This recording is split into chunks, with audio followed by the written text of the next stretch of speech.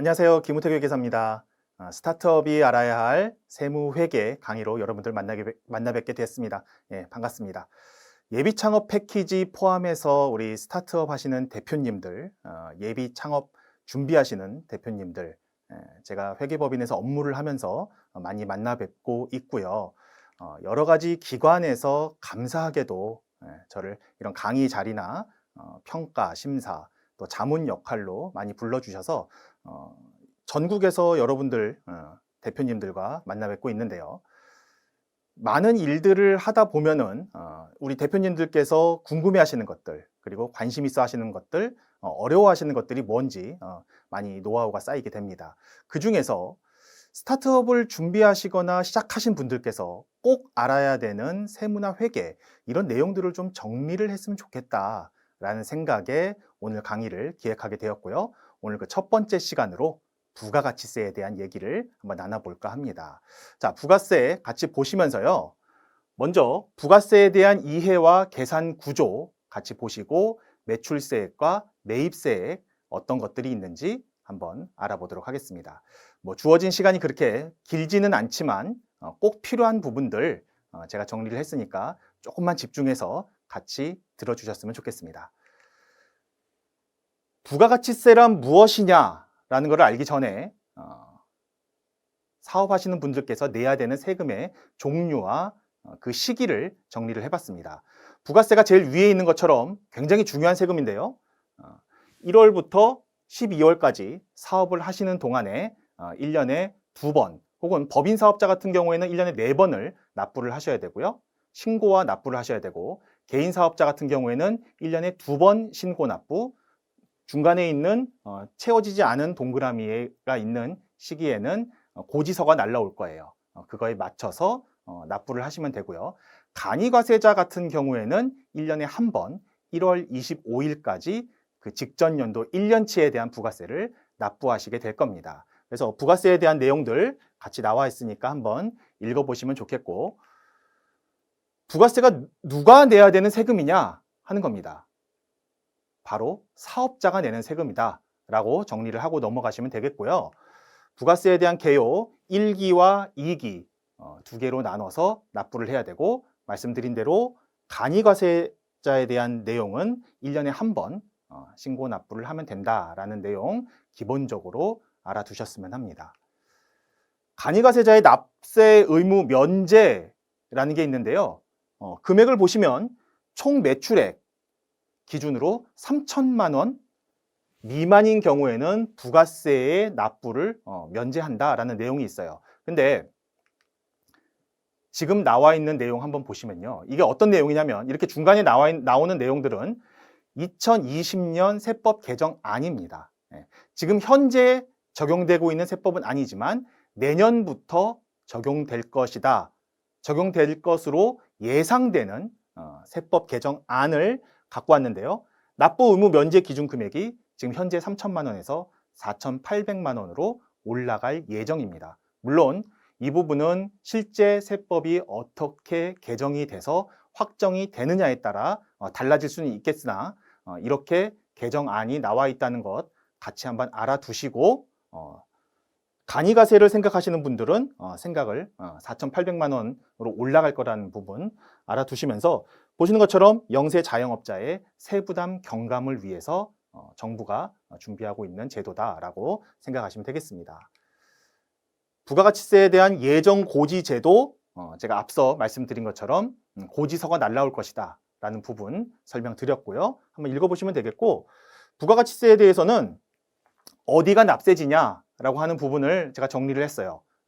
일반적으로는 각 사업장의 소재지입니다. 그래서 사업장이 한 곳에 있는 것이 아니라 여러 곳에 나눠져 있다라고 하면은 각 사업장마다 부가세, 사업자 등록을 해서 부가가치세를 납부하는 것이 원칙입니다. 예를 들어서 여기 있는 부동산 임대업 같은 경우에 구체적으로 보시면은 부동산 등기부상 소재지가 납세지입니다. 그래서 임대업을 여러 곳에서 하고 계시는 분들, 각 부동산 등기부상 소재한 지역마다 그곳에 하나씩 사업자 등록을 해서 부가세를 납부를 하셔야 된다라는 점 알아두시면 되겠고요. 부가가치세 사업자 구분, 네, 일반 과세자와 간이 과세자로 나눌 수 있습니다. 보통 일반 과세자라고 하면 1년간 매출액이 지금 현재 기준으로 4,800만 원 이상인 자들 일반 과세자라고 하고요. 간이 과세자는 그 1년간 과세 매출액이 4,800만 원이 안 되시는 분들을 간이 과세자다라고 합니다. 간이 과세자 같은 경우에는 이름에서 알 수 있듯이 뭔가 쉽게 되어 있는 부가가치세입니다. 부가가치세를 조금 더 쉽게 납부할 수 있도록 만들어 놓은 제도인데 이 기준 금액도 바뀔 예정입니다. 4,800만 원에서 지금 현재 8천만 원 기준으로 바뀔 것이다 라고 세법 개정안이 나와 있기 때문에 이 부분도 꼭 체크를 해서 혹시나 간이과세자나 일반과세자 어떤 것으로 사업자 등록을 해야 되는지 처음에 굉장히 고민을 많이 합니다. 그때 어떤 기준으로 금액을 설정해야 될지를 한번 검토해 보시기를 바라겠고요. 이런 내용들은 제가 네이버 지식인에서 캡처를 해서 갖고 왔어요. 어떤 내용이냐면, 자, 꽃집을 하시는 분이 간이과세자로 하시다가 일반 과세자로 변경을 했다는 내용입니다. 여기 내용을 보시면 꽃집을 하다 보니 여러 법인거래처에서 세금 계산서를 요구하는데 간이과세자의 특징은 뭐냐면 세금 계산서를 발급할 수가 없다는 게 특징입니다. 그래서 스트레스를 받아서 일반 과세자로 전환 후 세금 계산서를 발급하고자 합니다 라고 되어 있는데요.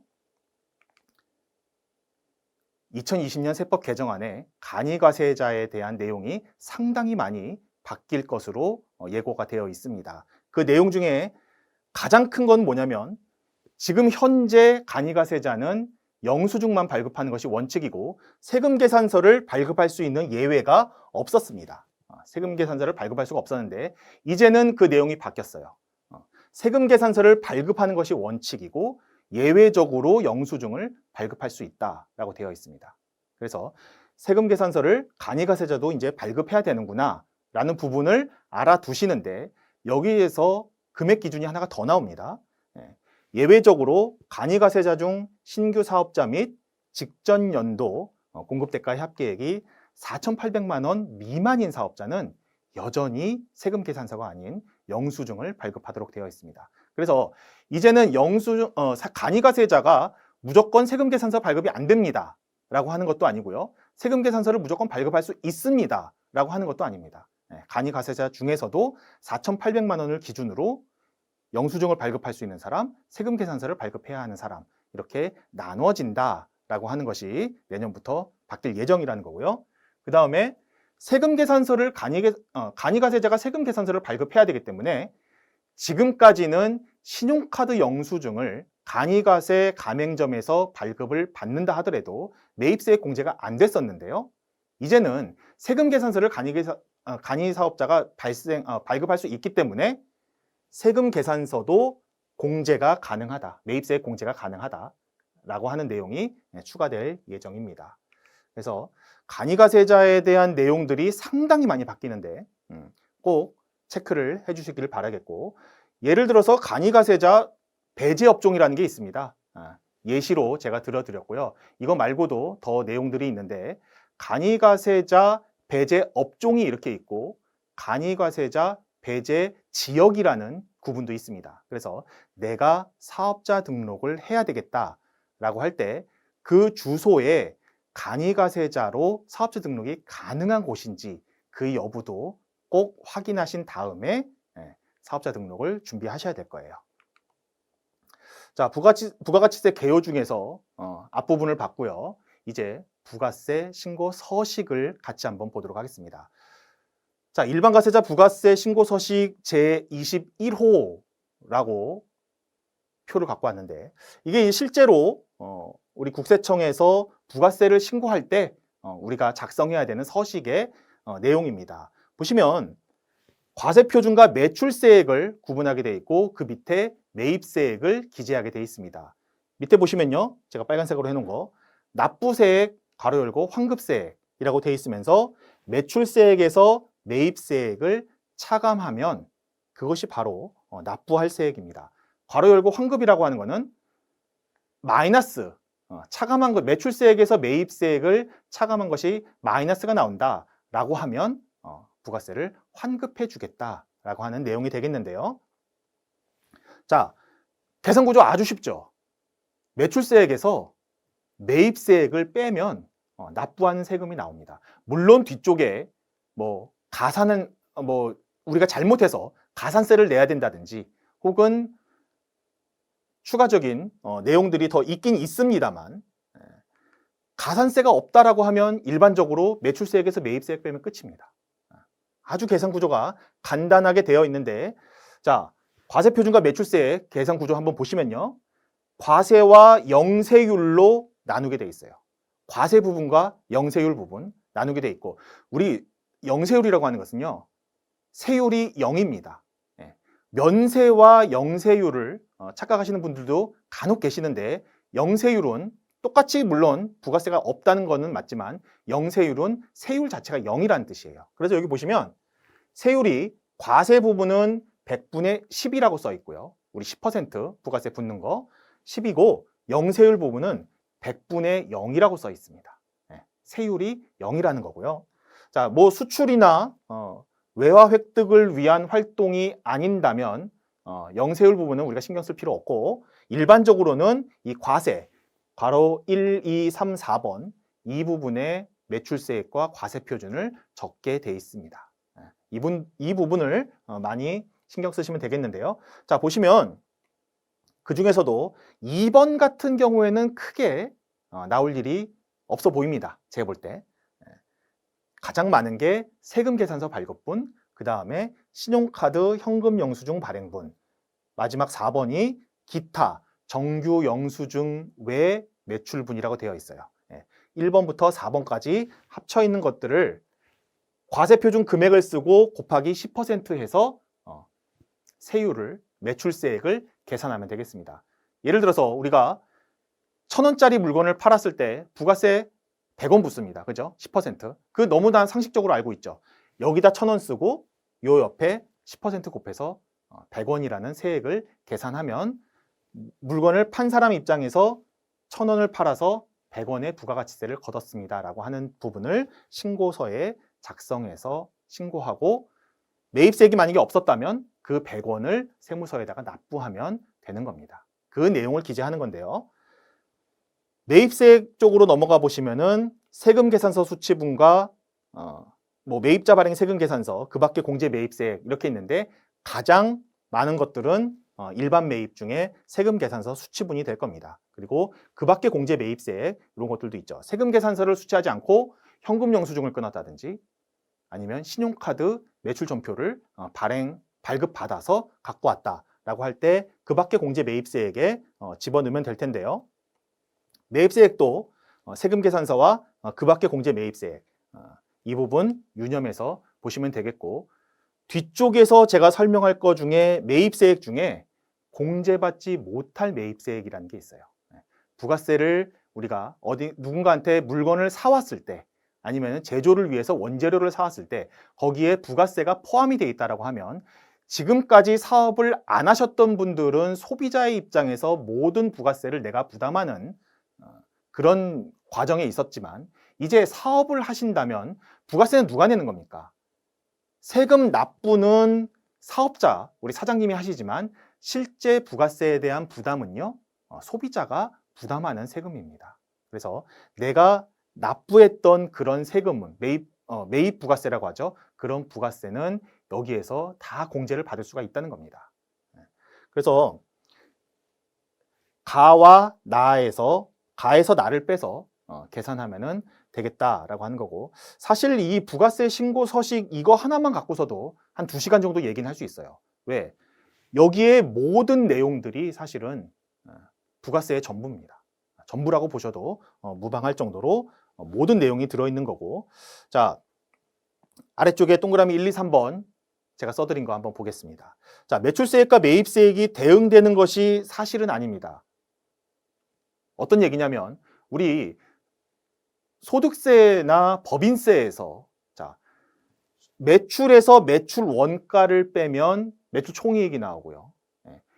돈 받은 거에서 돈 쓴 거를 빼면은 내가 나한테 남는 돈이 나옵니다. 그렇죠. 근데 사실 이 매출세액과 매입세액, 매출세액에서 매입세액을 빼서 납부세액이나 환급세액이 나오는데 매출액과 매출 원가처럼 사실은 대응되는 개념은 아니에요.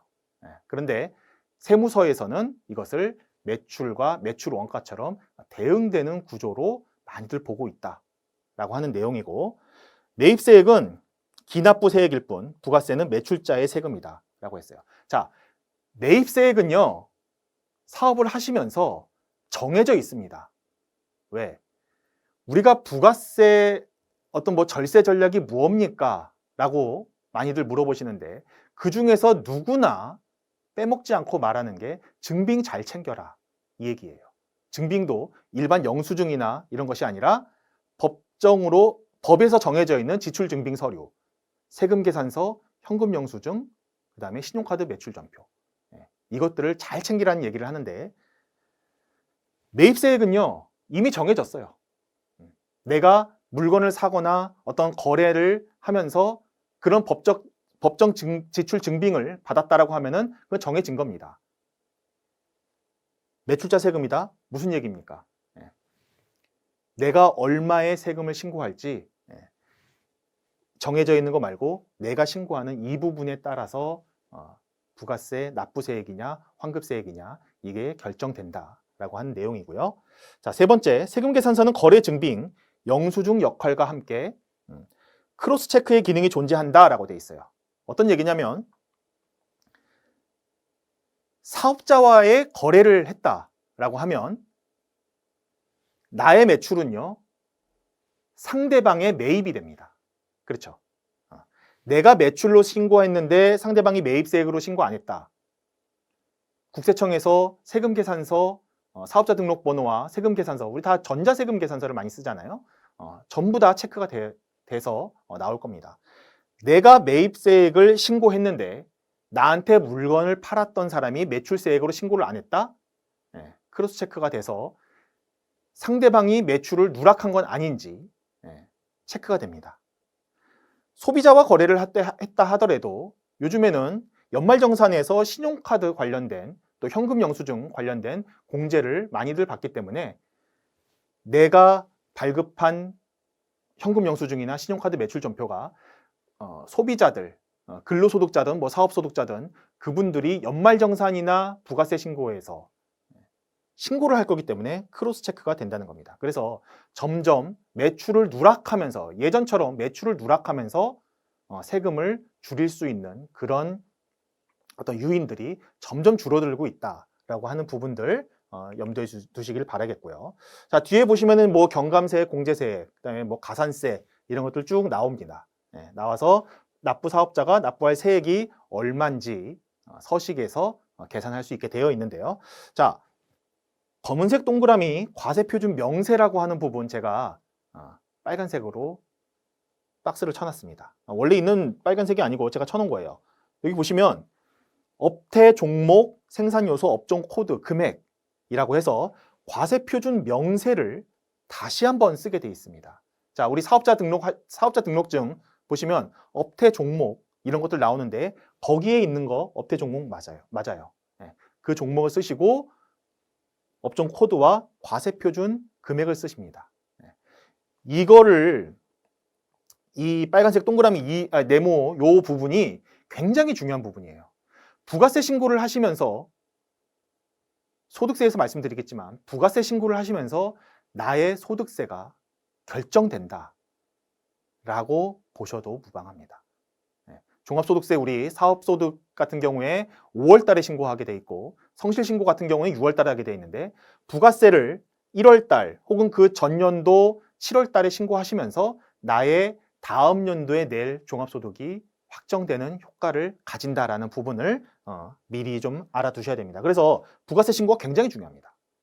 굉장히 중요하고 여기에 과세표준 명세를 쓰게 돼 있다라고 하는 거고, 이 과세표준 명세가 나중에 법인세를 신고하거나 소득세를 신고할 때 그대로 따라오게 됩니다.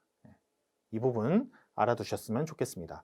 그래서 서식 제21호 이 부분부터 과세표준과 매출세액, 매입세액 이 부분을 잘 보셔서 어디에 어떤 항목을 써야 될지 알아두시면 되는데, 자, 우리 국세청에 들어가서 이 신고 서식을 미리 볼 수가 있습니다. 신고 서식 양식이 있는데 이 다음 페이지에 보시면요, 밑에 어떤 신고 서식이든 다 똑같은데 작성 방법이라고 하는 부분이 엄청나게 자세하게 나와 있어요. 그래서 여기 보시면은 뭐 이제 25번까지 이렇게 숫자들이 써 있고요. 앞에도 1번부터 해서 17번까지 숫자들이 써 있는데 각각 숫자별로 어떤 내용들을 기재하고 어떤 숫자를 넣어야 될지 그 작성 방법이 상당히 자세하게 예전과 달리 상당히 자세하게 나와 있기 때문에 한번 쭉 보시면서 부가세 신고 서식 어떻게 작성하는구나 라고 하는 부분 검토해 보셨으면 좋겠습니다. 자, 부가세 계산 구조 서식에서 보시던 거를 다시 표로 한번 옮겨봤습니다. 먼저 일반 과세자 보시면요, 매출세액은 공급가액의 10%, 그리고 세금계산서 발급분, 매입자 발행 세금계산서, 그 다음에 신용카드, 현금 영수증 공급가액이 있고요. 현금 매출 공급가액이 있어요. 자, 현금 영수증, 여기서 말하는 현금 매출은 현금 영수증을 발급한 매출이 아닙니다. 그야말로 그냥 순수하게 현금 주고 산 그런 것들. 제가 예를 들어서 음식점에 가서 뭐 8,000원짜리 부대찌개를 하나 먹고 왔다라고 할 때 카드를 주고 가면요, 신용카드에 체크가 되는 거고요. 10,000원짜리를 내고 2,000원 거슬러 받으면서 그냥 집으로 갔다라고 할 때 이때 현금 매출 공급가액이 되는 겁니다. 근데 이 현금 매출 공급가액이라고 하는 건 거래 상대방, 소비자나 그 매입해간 상대방이 현금 영수증을 발급받지 않으면 국세청에서 알 길이 없어요. 물론 현금 영수증을 의무적으로 발급해야 되는 그런 사업자들이 있지만 10,000원짜리, 8,000원짜리 이런 것들은 의무 발급 대상도 아닙니다. 따라서 현금 영수증을 발급하지 않는 현금 매출 어떻게 내가 신고를 할 것인지 이 부분도 매출세액에서 당연히 고려해야 되는 부분인 것이고요.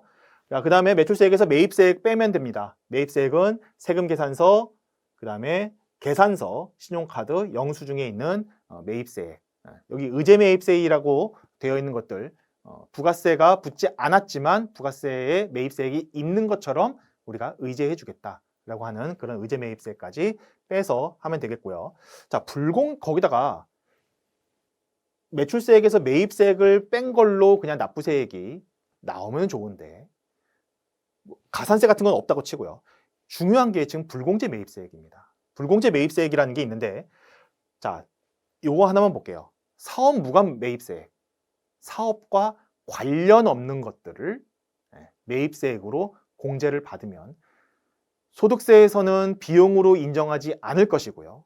법인세에서도 마찬가지로 비용으로 인정하지 않을 것이고, 관련된 부가세, 부가가치세 역시 공제해주지 않겠다라고 하는 내용을 우리가 알 수 있는 겁니다. 이렇게 해서 납부할세액이 있으면 일반 과세자 같은 경우 납부할세액이 있으면 납부를 하시면 되고 마이너스가 나와서 환급이 된다라고 하면은 이렇게 환급이 되면서 조기 환급도 경우에 따라서는 가능하다라고 하는 부분 알아두시면 되겠고, 간이과세자의 계산 구조는 어떻게 보면 더 단순합니다. 그렇죠? 매출세액에서 공제세액 빼고요. 가산세 있으면 당연히 가산세 내야 되는 거고 납부할 세액 이렇게 되어 있어요. 근데 여기 보시면 업종별 부가가치율이라는 게 있습니다. 그래서 내가 만약에 10,000원짜리 물건을 팔았습니다. 일반 과세자 같으면 부가세 10%인 1,000원을 소비자로부터 받아서 국세청에다 납부하면 되는데, 만약에 내가 속해 있는 업종에 제가 간이과세자고 그 업종의 부가가치율이 10%다라고 하면 부가세율 10%에다가 다시 업종별 부가가치율을 10%를 다시 곱합니다. 그래서 10,000원에 10% 곱해서 1,000원, 거기에 또 10%를 곱해서 100원만 제가 매출세액으로 신고를 하면 된다. 그래서 간이과세자가 세부담이 적어진다라고 하는 얘기를 많이 들으셨을 거예요. 하지만 공제세액에서도 당연히 내가 매입한 것에 곱하기 업종별 부가가치율만큼 곱한 것만 공제해준다라고 하는 것도 알아두시면 되겠고, 여기 보시면 일반 과세자와는 달리 환급세액이라는 게 없습니다. 간이과세자는 환급이 발생하더라도 환급을 해주지 않는다라고 하는 부분도 알아두시기를 바라겠습니다. 자, 다음으로 과세표준과 매출세액으로 넘어가겠습니다. 과세표준, 부가세 과세 대상 보시면요. 사업자가 공급하는 재화나 용역, 이것에 대해서 부가세 과세가 되는 겁니다. 뭐 재화의 수입 이런 것들도 있지만 우리가 일반적으로 만나게 되는 것은 저 1번 사업자가 행하는 재화 또는 용역의 공급 이렇게 돼 있고요. 재화의 공급이 뭐고 용역의 공급이 뭔지. 재화는 쉽게 말해서 물건을 파는 게 재화의 공급입니다. 용역의 공급은요. 용역 같은 거는 제가 이렇게 학원이나 다른 데서 강의를 하면서 부가세가 붙는 경우들이 있어요. 부가세가 붙는 이런 서비스를 제공했다라고 하면은 그것이 바로 용역의 공급, 또 뭐 시설물 권리 등 재화를 사용하게 하는 것 있죠. 부동산 임대 용역, 부동산을 빌려주는 것들, 이런 것들 다 용역의 공급에 해당한다라고 보시면 되겠고, 과세 대상이 되는 사례와 되지 않는 사례들 제가 예시로 들어드렸습니다. 예를 들어서 소유한 재화의 파손이나 훼손 등으로 인해서 가해자로부터 받는 손해배상금, 이런 것들은 부가세 과세 대상이 아닙니다. 이런 참고로 한번 알아두시길 바라겠고요. 부가세 과세 대상 중에 재화의 공급 해놓고서 재화의 공급 시기라는 부분을 제가 써드렸어요. 이 부분이 굉장히 중요합니다. 왜 중요하냐? 우리 재화의 공급 시기라고 해놓고, 자, 재화의 이동이 필요한 경우 재화가 인도되는 때라고 돼 있고, 일반적인 경우 물건을 팔았으면, 자, 슈퍼에서 제가 GS25 편의점에 가서 물건을 샀습니다. 바나나 우유를 샀어요. 이때 부가세가 과세되는 시점은 제가 계산을 하고 물건을 갖고 나오는, 자, 재화의 이동이 필요한 경우 재화가 가게에서 소비자로 인도되는 이때 부가세를 징수하면 됩니다. 그죠? 신용카드 매출 전표 끊으면 그 시점에 부가세가 나오게 되는데, 일반적인 기준에서 이 재화의 공급 시기, 일반적인 기준, 이게 왜 중요하냐? 바로 이 시점에 세금 계산서를 발급을 해야 되는 겁니다. 재화나 용역의 공급 시기, 이때 세금 계산서를 발급해야 되는 그 시기다라고 하는 것 때문에 중요한 거고요. 자, 인터넷 쇼핑몰 여러분들 많이 하시는데, 인터넷 쇼핑몰을 한다라고 할 때는요, 전자상거래 시 재화의 공급 시기는 해당 재화를 발송한 날, 이때가 재화의 공급 시기가 되겠습니다. 장기 할부 판매, 완성도 지급 기준 지급, 중간 지급 조건부, 이런 것들 계약서에 있는 내용을 잘 보시고 어떤 시기를 적용해서 세금 계산서를 끊어야 되는지 알아두셔야 되겠고요. 수출재와 의제 공급 참고로 알아두시고, 용역 같은 경우에 용역 공급의 예가 어떤 게 있는지 보시면서요.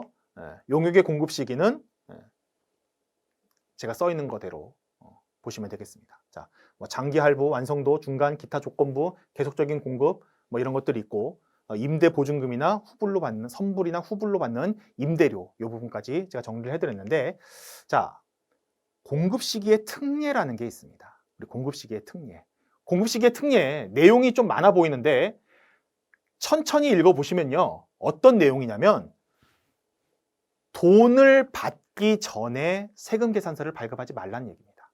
그거랑 똑같다고 생각하시면 돼요. 반대로 얘기하면 일반적인 공급 시기가 도래하기 전에 돈을 받았다면 그때 세금 계산서를 끊어도 된다라는 걸로 생각하시면 됩니다. 하도 사람들이 물건에 왔다 갔다 하는 거 없이, 용역을 실제로 제공하는 거 없이, 돈도 주고받지 않으면서 가짜 세금 계산서를 이용해서 탈세를 저지르는 경우들이 많기 때문에 돈을 받기 전에는 세금 계산서를 절대 끊을 수 없고, 돈을 받았으면은 끊을 수 있다라고 하는 내용을 정리해 둔 것이다라고 이 세법에서 이렇게 정해져 있다라고 보시면 되고요. 또 하나 중요한 게 월합 세금 계산서 특례라고 되어 있는데, 자, 거래처별로 1여월의 공급가액을 합해서 해당 월에 말일을 작성 연월일로 해서 세금 계산서를 발급하는 경우 가능합니다. 그리고 1여월 이내에서 사업자가 임의로 정한 기간 내에서 세금 계산서를 발급하는 것도 가능해요. 일반적인 경우에 많이 오늘 물건을 매출하고 다음 달 10일까지 세금 계산서를 발급하면 된다. 그 다음 날까지 전송하면 된다. 라고 하는 얘기들을 많이 하는데 그 내용이 바로 동그라미 3번입니다. 관계 증명 서류에 의해서 거래가 있었다는 사실이 명확하게 입증되는 경우 해당 거래일을 작성 연원일로 해서 세금 계산서를 발급하면 그 다음 달 10일까지 세금 계산서를 발급할 수 있는 겁니다. 일반적으로 어떤 것 때문에, 어떤 기준 때문에 세금 계산서를 다음 달 10일까지만 발급하면 된다라는 얘기를 하는지 알아두시면 되겠고요. 그 내용이 바로 월합 세금 계산서 특례에 나와 있다라고 하는 겁니다. 자, 부가세 과세 표준은 쉽게 생각하면 이겁니다. 돈을 받았어요? 네, 돈 받은 거 그게 부가세 과세 표준입니다. 그거를 과세 표준으로 해서 거기에 곱하기 10% 하면 매출세액 되는 겁니다. 근데 금전 이외의 대가를 받는 경우 있어요. 네. 금전으로 받는 경우에는 부동산 임대 용역을 예를 들면 월세를 금전으로 받는 거고요. 금전 이외의 대가를 받는다라고 하면은 우리 간주 임대료라고 하는 것이 있습니다. 이런 것들도 금전 이외의 대가를 받는 경우 내가 공급한 재화 또는 용역의 시가라고 되어 있는데 그 시가가 바로 보증금에 대한 간주 임대료. 이거를 예시로 알아두시면 되겠습니다. 그래서 시가가 부가세의 과세 표준이 되는 것은 명확한데 특수관계자와의 거래라고 하면 부가세가 부가세뿐만 아니라 다른 세법도 마찬가지입니다. 특수관계자와의 거래는 시가가 아닌 시가보다 높거나 낮은 금액으로 얼마든지 거래가 될 수 있기 때문에 그 부분에 대해서 대가를 받은 경우와 받지 않은 경우 특수관계자냐 특수관계자가 아니냐 또 재화냐 용역이냐에 따라서 이렇게 어떤 것을 과세 표준으로 삼아야 되느냐라는 것까지 세세하게 규정하고 있으니까 참고하시길 바라겠고요. 공급가액에 포함하지 않는 금액 이런 것들은 할인해 준 거 포함하지 않습니다. 그렇죠? 연체이자 포함하지 않고요. 3번에 도달하기 전에 파손되거나 훼손된 재화의 가액 이런 것들 포함하지 않는다라고 하는 거 알아두시고 자 마지막으로 이제 매입세액인데요.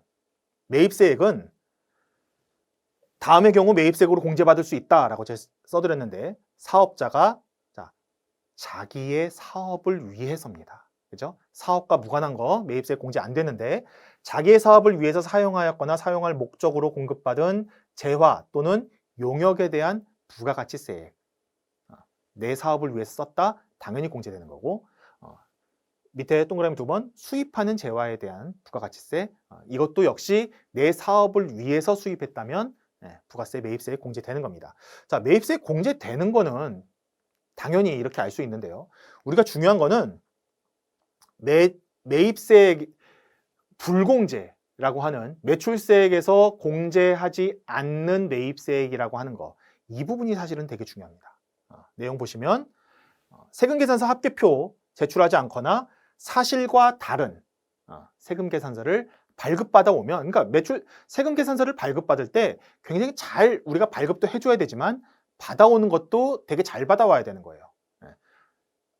거기에 기재사항이 있는데 그 이제 필요적 기재사항과 임의적 기재사항으로 나눠지지만 필요적 기재사항이 제대로 안 써 있는 혹은 잘못된 내용으로 되어 있는 세금계산서를 받았다 매입세액 공제를 받을 수가 없습니다. 그리고 사업과 직접 관련이 없는 지출에 대한 거 당연히 못 받는 거고요. 옛날 말로 비영업용 소형 승용차 개별소비세법 제1조 2항 3호에 따른 유지, 구입, 임차에 관한 것들 안 되고요. 접대비에 대한 매입세액은 접대비라고 하면은 굉장히 불건전하게 우리 세법에서 불건전한 지출로 보는 겁니다. 그래서 그거에 대한 어떤 페널티로 매입세액을 불공제해 준다라고 되어 있고 부가세가 면제되는 재화 또는 용역을 공급하는 사업 면세 관련된 사업은 부가세를 납부하지 않기 때문에 관련된 매입세액 매입하면서 우리가 이미 지출한 매입세액도 공제해주지 않겠다라고 하는 의미로 생각하시면 되겠고 그 다음에 등록하기 전 매입세액 이런 것들 물론 예외사항은 있습니다만 이런 것들 전부 다 매입세액을 공제해주지 않겠다라는 겁니다. 매입세액도 중요하지만 어떤 것들이 불공제되는지 이 부분도 알아야지 돈은 돈대로 내고 공제는 공제대로 못 받고 하는 불이익을 얻으시면 여러분들 안 되겠다는 생각에 이 부분 정리를 해드렸습니다. 꼭 다시 한번 보시도록 하시고요. 자, 여기까지 해서 우리 부가가치세에 대한 수업 마치도록 하겠는데요. 부가세에서 부가세에 대한 내용 그리고 기본 구조, 계산 서식을 알아봤고요. 매출세액과 매입세액에 대한 얘기도 나눠봤습니다. 특히나 매입세액을 하시면서는 매입세액 중에 공제되지 않는 것들이 어떤 것이 있는지에 대한 얘기 나눠봤으니까 꼭 다시 한번 복습해 주시기를 바라겠고요. 돈은 돈대로 내고 매입세액 공제는 공제대로 못 받는 불이익을 받으면 안 되겠다라는 생각에 다시 한번 말씀드립니다. 혹시나 부가세에 관련돼서 업무를 하시거나 공부를 하시다가 궁금하신 점이 있거나 어려운 점이 있으면 언제든지 기재되어 있는 연락처로 연락 주시기를 바라겠습니다. 수고하셨습니다.